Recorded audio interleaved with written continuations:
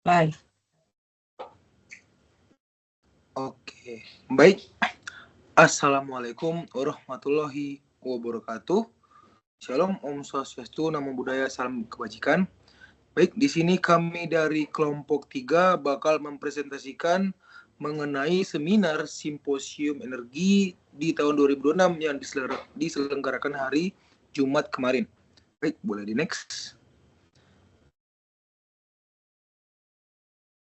Adapun anggota dari kelompok kami terdiri dari pertama Anggi Berlian Hutasoid, ada Bungaran Jeremy Jonathan Butar-Butar, ada Salman Alfarizi, dan juga ada Serina Lintang Arini.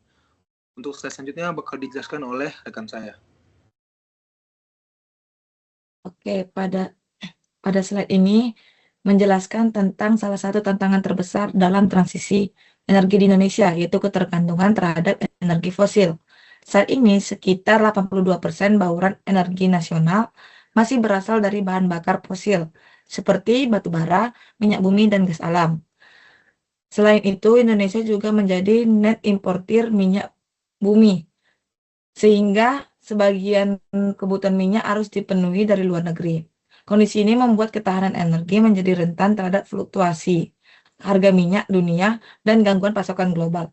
Oleh karena itu, Indonesia perlu mempercepat pengembangan energi terbarukan seperti tenaga surya, angin, air, dan panas bumi agar ketergantungan pada energi fosil dapat berkurang serta target transisi energi yang berkelanjutan dapat tercapai.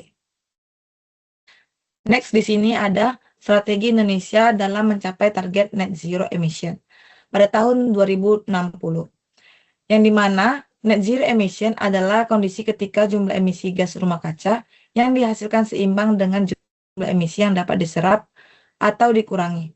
Untuk mencapai target tersebut, pemerintah berupaya mengurangi ketergantungan pada bahan bakar fosil, termasuk menekan impor BBM dan LPG. Selain itu, dilakukan percepatan pemanfaatan energi baru terbarukan, seperti tenaga surya, air, angin, dan panas bumi, melalui investasi, pengembangan teknologi, serta pembangunan infrastruktur energi yang lebih modern. Dengan strategi ini, diharapkan sistem energi Indonesia menjadi lebih bersih, mandiri, dan berkelanjutan. Selanjutnya akan dijelaskan oleh teman saya.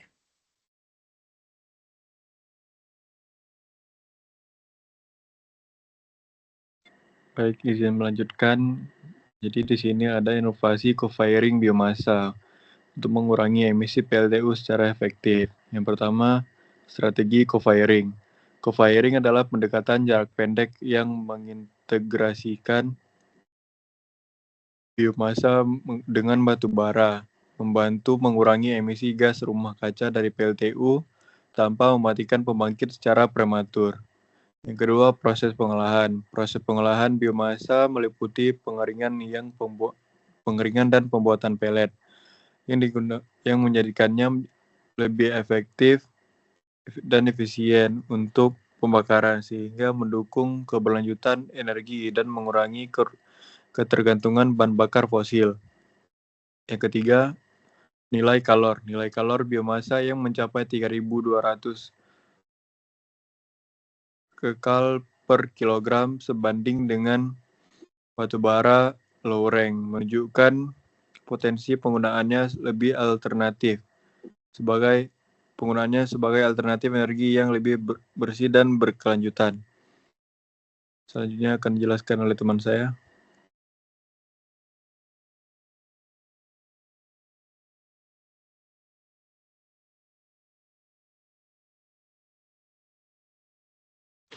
Izin melanjutkan, ada waste to energy atau mengubah limbah menjadi energi terbarukan. Yang pertama ada limbah agroindustri. Limbah dari agroindustri seperti cangkang sawit dan tandan kosong sangat berpotensi untuk diolah menjadi sumber energi terbarukan melalui proses yang efisien dan ramah lingkungan. Kedua ada sampah perkotaan. Municipal Solid Waste atau MSW dari daerah perkotaan dapat dimanfaatkan sebagai bahan bakar dengan proses seleksi ketat untuk memastikan kualitas dan keamanan operasional PLTU. Yang ketiga ada spesifikasi PLTU. Jenis PLTU seperti PC, CVB, dan stoker memiliki spesifikasi bahan bakar yang berbeda.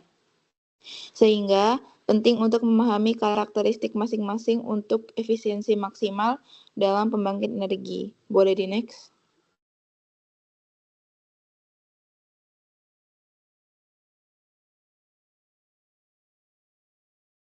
Adapun dampak ekonomi kerakyatan UMKM dan koperasi dalam biomasa. Yang pertama ada pemberdayaan UMKM. Ekosistem biomasa mendorong pemberdayaan UMKM membuka peluang bisnis baru yang berkelanjutan, serta menciptakan jaringan supplier lokal yang mendukung keberlangsungan ekonomi masyarakat. Lalu ada penyerapan tenaga kerja.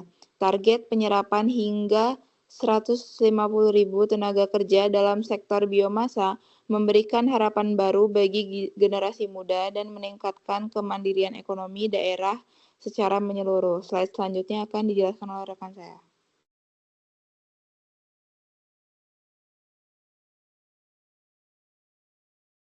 Oke, baik. Di sini kita bakal membahas dari sisi kita ya, peran mahasiswa dalam berwirausaha dan kontribusi kita terhadap energi terbarukan.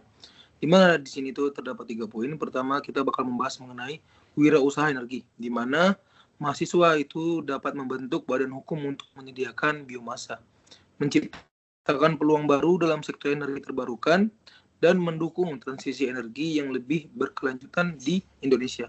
Dan yang kedua itu ada riset inovatif, di mana kita melalui penelitian yang relevan, mahasiswa berkontribusi pada optimasi sistem dan teknologi dalam pengelolaan dari biomasa, di mana itu akan mendukung kebutuhan industri energi yang bakal terus berkembang. Dan yang terakhir itu ada mengenai kesadaran terhadap lingkungan, di mana kita diminta untuk mengelola sampah rumah tangga dengan benar, di mana mahasiswa berperan dalam meningkatkan kesadaran masyarakat mengenai pengelolaan limbah dan potensi untuk mengubahnya menjadi sumber energi terbarukan. Baik, boleh di next.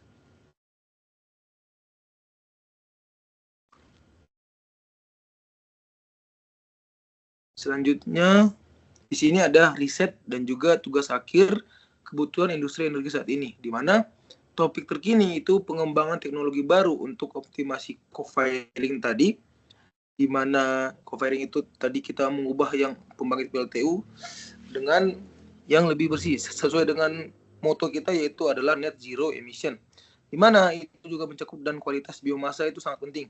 Untuk apa? Untuk meningkatkan efisiensi energi dalam sektor industri, mendukung transisi energi yang lebih bersih dan juga berkelanjutan.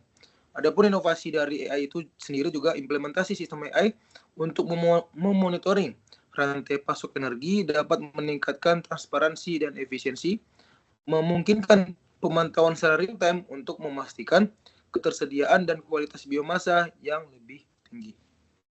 Baik, boleh di next.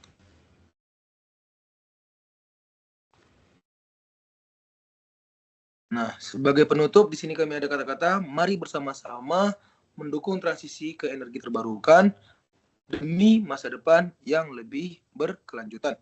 Baik, terima kasih. Kami dari kelompok 3 meminta maaf apabila ada salah kata dalam penyampaian materi mengenai resum Simposium Energi hari Jumat kemarin.